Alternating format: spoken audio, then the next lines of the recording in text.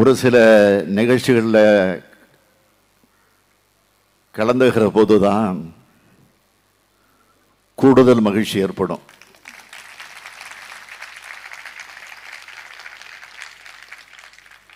அதே போன்ற மகிழ்ச்சியை ஏற்படுத்தக்கூடிய நிகழ்ச்சி தான் இது.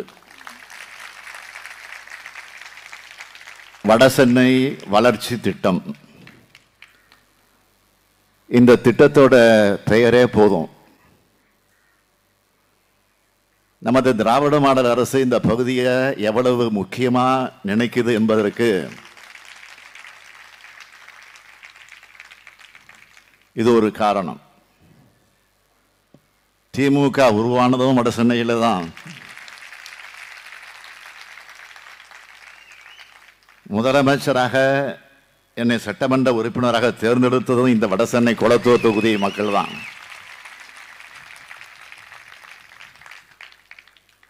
எனவேதான் எம்எல்ஏவா, மேயரா, அமைச்சரா, துணை முதலமைச்சரா, இப்போ முதலமைச்சரா சிறப்பு கவனம் செலுத்தி வளர்ச்சி என்பது எல்லாருக்கும் எல்லாம் என இருக்கணும்னு திட்டங்கள் செயல்படுத்தப்பட்டு இருக்கிறது.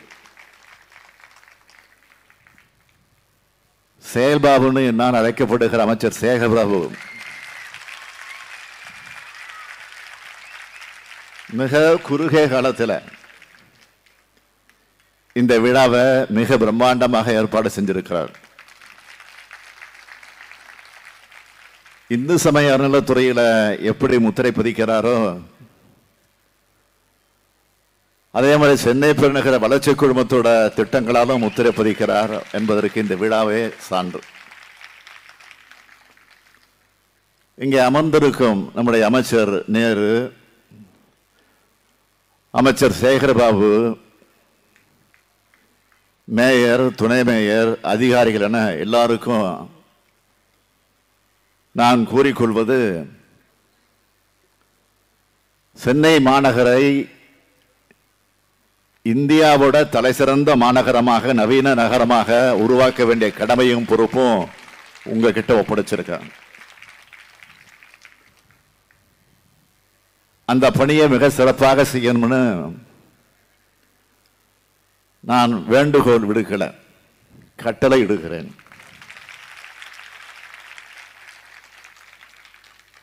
இதை சொல்றது மட்டுமல்ல, நானே அதை தொடர்ந்து கண்காணிப்பேன் என்பதும் உங்களுக்கு தெரியும்.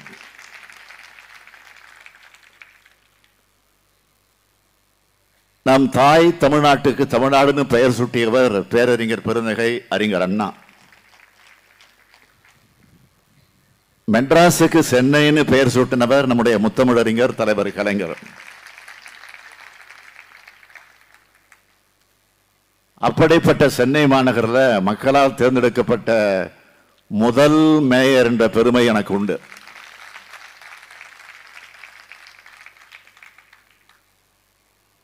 ஐநூறு ஆண்டுகள் பழமை வாய்ந்த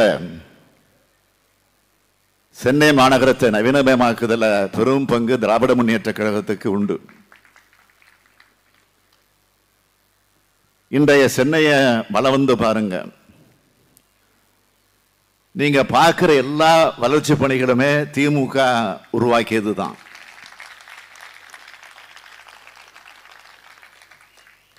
அண்ணா சாலை,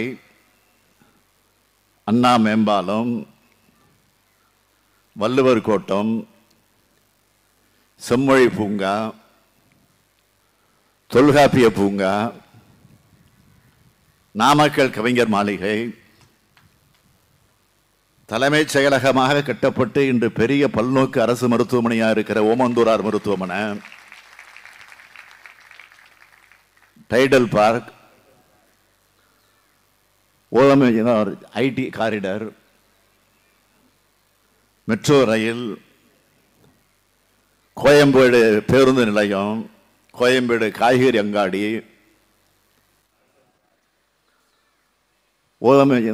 ஐடி காரிடர்,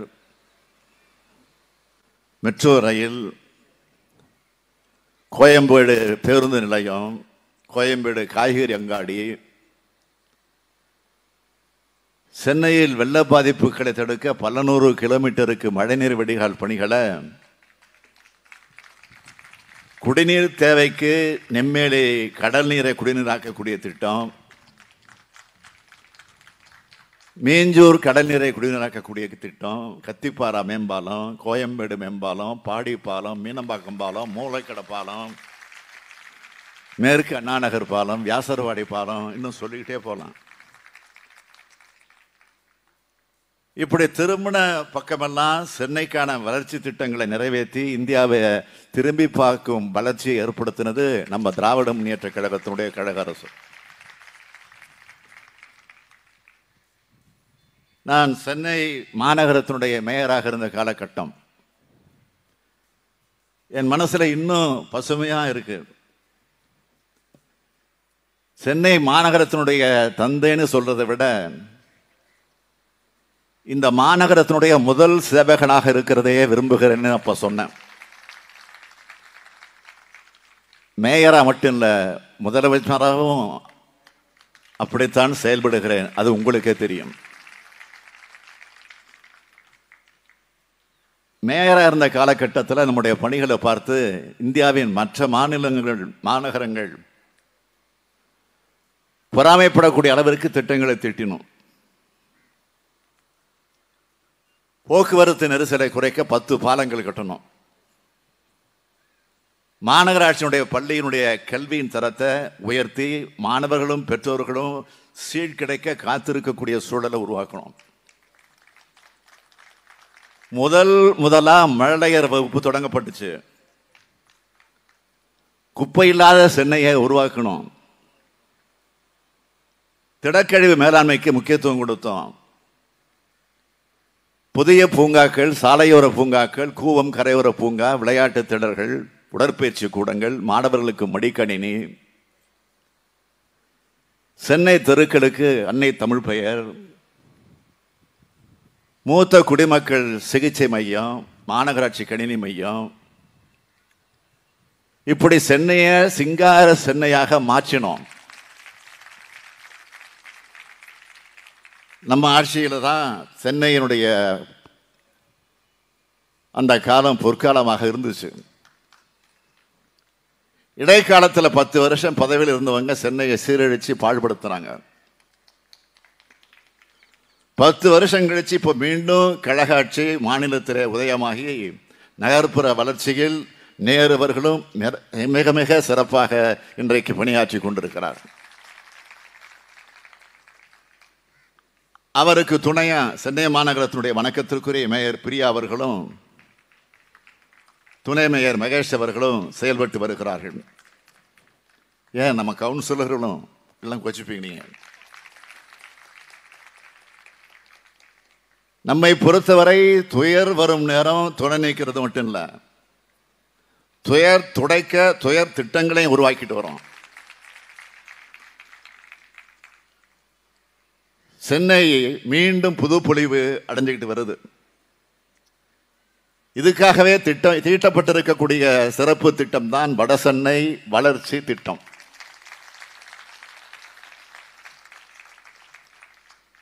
திராவிட மாடல் அரசினுடைய கடந்த பட்ஜெட்டில் இந்த திட்டத்திற்காக 1000 கோடி ரூபாய் அறிவிச்சோம்.